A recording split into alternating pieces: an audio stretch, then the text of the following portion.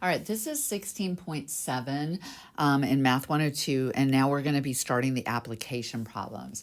So with the application problems, you're going to be using this formula right here, which is going to be given to you, and that is the projectile formula.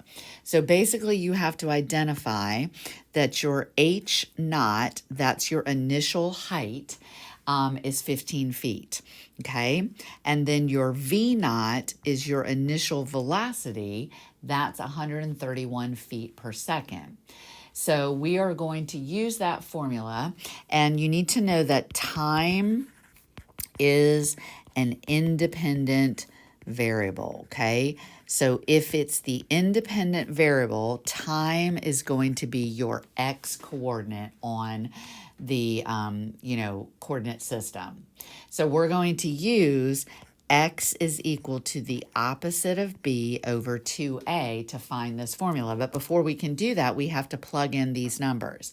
So we know that our height is going to be negative 16t squared plus the initial velocity, 131 times t, plus the initial height of 15, okay? So once I do that, then I have my A is negative 16, my B is 131, and my C is 15. So time, or x, is going to equal the opposite of b, which is negative 131, divided by 2 times a, which is negative 16. And they're going to want it to 2 decimal places. So you're going to take negative 131 divided by negative 32, and you're going to get 4.09 seconds. So that's how long it takes for it to be shot off. This is a stone thrown up and hitting the ground. It takes it takes 4.9 seconds to reach the maximum height. So right here is the maximum height, okay? So it takes 4.09 seconds to get to that height. Now they want to know, well, what is that height? So now you're going to take your function, your h, and you're going to plug in 4.09 everywhere you see t. And so that's just plugging it into the calculator. And so when you do that, you're going to get 283.14 feet, okay? All right, so now we're going to look at the next one. This one has, this one is using an area formula. So you've got the area of a rectangle, okay? Remember, is length times width. And then you've got the perimeter of a rectangle is 2 times the length plus 2 times the width. But the trick is here is that you've got this brick wall, and you're only using 3 sides of it, okay? So you've got, this little thing here, and we want this length, that is the width. So we're going to say x is the width, okay? And then we've got this y is the length. But we've got 2 variables, and we don't want 2 variables, so we're going to have to substitute in this formula where y is the length, and we actually don't need 2 of them because we're only dealing with one side. We're just kind of, that fourth side is a building, so we don't have to worry about that. So what I'm going to do is I'm going to say that the perimeter is 2 times the width. 2 times the width plus the length. And actually, I'm going to change that width as x because we have x, okay? So the area is the length times the width, x times y, and the perimeter is 2x plus y. Well, now they tell us that we only want to use this much wall. So that's actually the perimeter. So I'm going to substitute in 220 is equal to 2x plus y. I'm going to solve for y.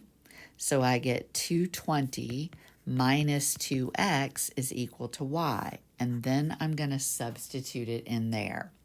So your area is x times 220 minus 2x. And so when I distribute it, that gives me 220x minus 2x squared, okay? And so now I can identify my A, my B, and my C. So I'm going to write, this is my A. So A is -2, and my B is 220. So X, which is the width, okay, is going to be the opposite of B over 2 times A. And so that comes out to be 55 feet. So each one of these sides is 55 feet. And then what I could do is I can say 55 plus 55 is 110. And then I can take 110 and subtract it from 220. Or I could just plug it in to here. Okay? Which would actually be not there. Sorry, let's do this. Let's plug it in here.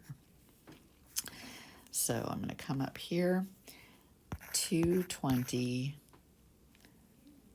minus 2 times x is equal to the length. So 220 minus 110 is equal to 110. Okay? All right. And then we have the revenue problem. And so revenue is always going to equal the price times the number of units. Okay? So revenue here, we've got X is the price, and he's selling 15 minus X units. So we multiply that out, 15x minus x squared. That gives us our quadratic. And so now we can identify the A is -1 because it's in front of the x squared, and the B is 15. So we're looking for X. What is the price that he can sell to get the maximum revenue? Okay, so X is the opposite of 15 over 2 times A, which comes out to be $7.50. So to get the maximum revenue, he would have to charge $7.50 for those lamps. Okay, and this next one is very similar. So here we've got R is the price times the units, and X is the number of times she increases the price by $4. Okay, so I'm going to write that. R is the price times the units, that's the revenue. X is the number of times she increases the price by $4. So the price is going to be 24. Okay, so she charges $24 each, plus 4 times the increase. And the units is going to be the 36 picture frames that she sells minus 3 fewer frames when she increases the price. So now I can write my equation. R is 24 plus 4x times units, 36 minus 3x. And so I'm going to have to FOIL this out. And so I'm going to get first is 864. The outer and the inner add up to 72x. And the last is negative 12x squared. So if I identify my A is negative 12, my B is 72. I really don't need my C. So X is the opposite of B over 2 times A, which comes out to be $3. So the price, remember we have to go back to this formula right here, is 24 plus 4 times 3, or $36.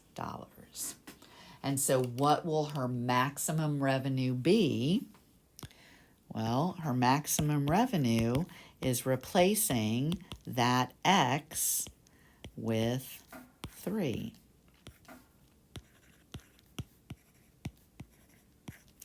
So this, we got $36 times the number of units, which comes out to be 27, and that gives us 972. All right, so this is just kind of practice of writing it in the correct format.